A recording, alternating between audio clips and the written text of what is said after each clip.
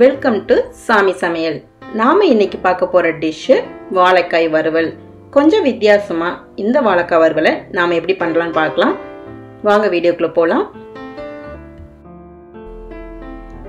வாழைக்காய் வறுவல் பண்ண தேவையான பொருட்கள்: சிறிய வாழைக்காய் 2, 1 இன்ச் திக்னஸுக்கு ஸ்லாண்டிங்கா கட் பண்ணி வச்சிருக்கேன். மீடியம் சைஸ் பெரிய வெங்காயம் நறுக்கியது 1, தக்காளி 1, கருவேப்பிலை 7 நம்பர், சோம்பு 1 டீஸ்பூன், தேங்காய் ஒரு சிறிய பத்தை, வரமிளகாய் 4, பட்டை 1, கிராம்பு 3, கல்பாசி ஒரு 2 துண்டு, உப்பு மற்றும் எண்ணெய். நம்ம இப்ப மசாலா அரைக்கிறது எப்படின்னு பார்க்கலாம். மிக்ஸி ஜாரில் வரமிளகாய், தேங்காய், சோம்பு, அரிஞ்சு வச்ச வெங்காயத்துல ஒரு 1/4 வெங்காயம் இதோட சேர்த்து நம்ம அரைச்சிக்கலாம். சின்ன வெங்காயம் சேர்த்திட்டிங்கன்னா ரொம்ப நல்லா இருக்கும். சின்ன வெங்காயம் சேர்க்கும்போது ஒரு 2 இல்லைன்னா 3 சின்ன வெங்காயம் போட்டிங்கன்னா போதுமானது. நல்லா நைஸாவே அரைச்சி எடுத்துக்கலாம். பாருங்க, நம்மளுடைய மசாலா ரெடி ஆயிடுச்சு.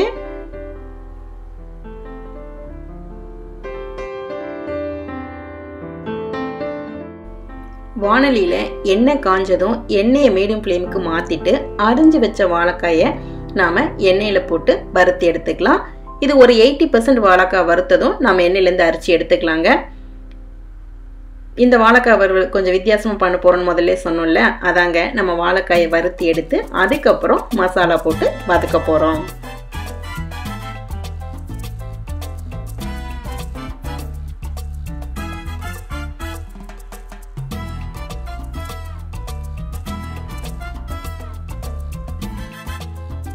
பாருங்க, எண்ணெய் பபிள்ஸ் அடங்கிடுச்சு.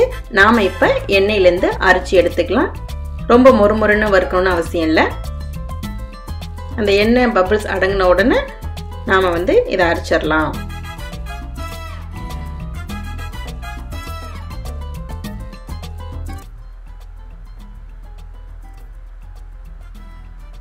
பாருங்க, வாழைக்காய் இப்ப ரெடி ஆயிடுச்சு.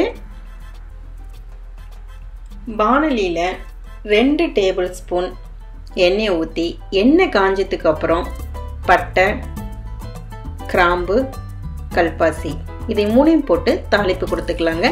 இந்த தாளிப்பு தான் இந்த வாழைக்காய் வறுவலுக்கு மணத்தை நல்லா கொடுக்கும். அது கூட அரிஞ்சு வச்ச வெங்காயம், கருவேப்பிலையை சேர்த்து கண்ணாடி பதத்துக்கு வதக்கலாம்.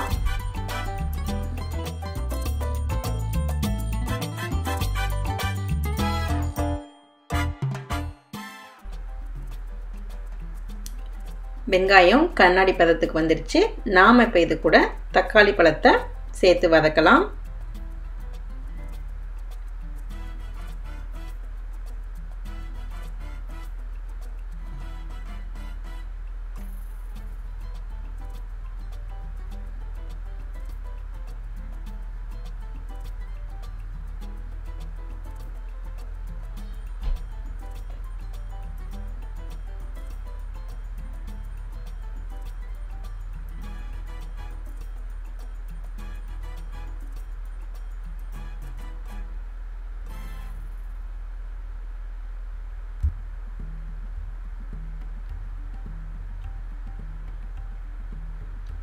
மூடி போட்டு ஒரு நிமிஷம் தக்காளி நல்லா மசிகிற வரைக்கும் வேக விட்டுட்டு நாம இப்ப இதை வதக்கலாம்.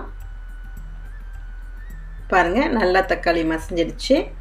இது கூட நாம அரைச்சு வச்ச மசாலால ஒரு 2 டேபிள் ஸ்பூன் போட்டா போதுமானது.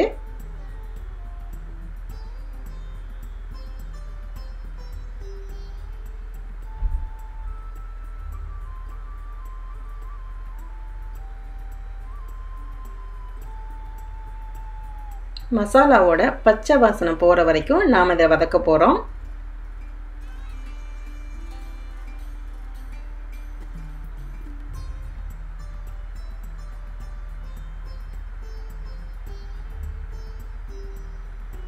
இப்ப நாம இது கூட ஒரு 2 டேபிள் ஸ்பூன் கொஞ்சம் தண்ணி ஊற்றி மசாலா தக்காளி வெங்காயத்தோட நல்லா சேர்ந்து வேகிறதுக்காக ஒரு 2 டேபிள் ஸ்பூன் மட்டும் தண்ணி ஊற்றிக்கலாம்.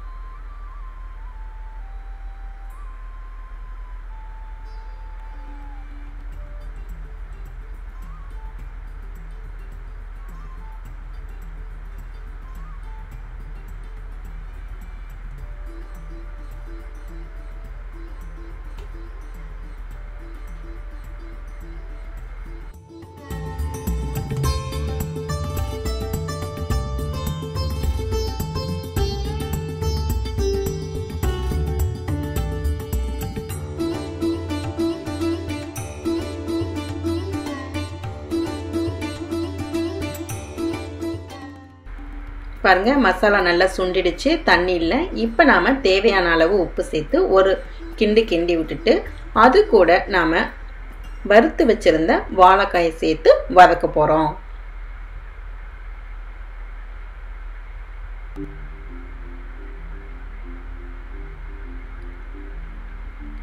அடுப்பை இனிமே மீடியம் ஃப்ளேமில் வச்சு மூடி போடாமல் இந்த வாழைக்காயை நம்ம வறுத்து எடுக்க போகிறோம்.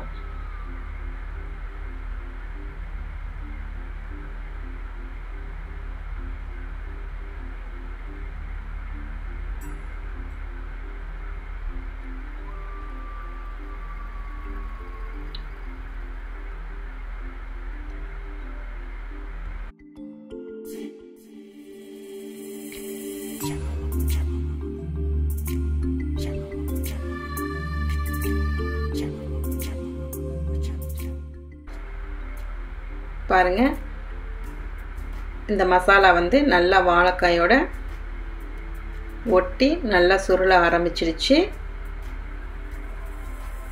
இன்னமும் நம்ம மீடியம் ஃப்ளேம்லேயே வச்சுட்டு நம்ம கொஞ்சம் வதக்கலாம்.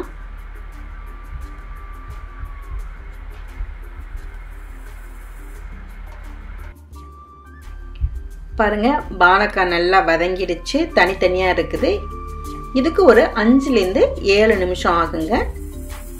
நம்மளுடைய வாழைக்காய் ரெடி. ஒரு சுவையான மணமான வாழைக்காய் வறுவல் எப்படி பண்ணதுன்னு பார்த்தோம். இந்த வாழைக்காய் சாம்பார், ரசம், தயிர் சாதம் இதுக்கெல்லாம் ஒரு நல்ல சைட் டிஷ்ஷுங்க.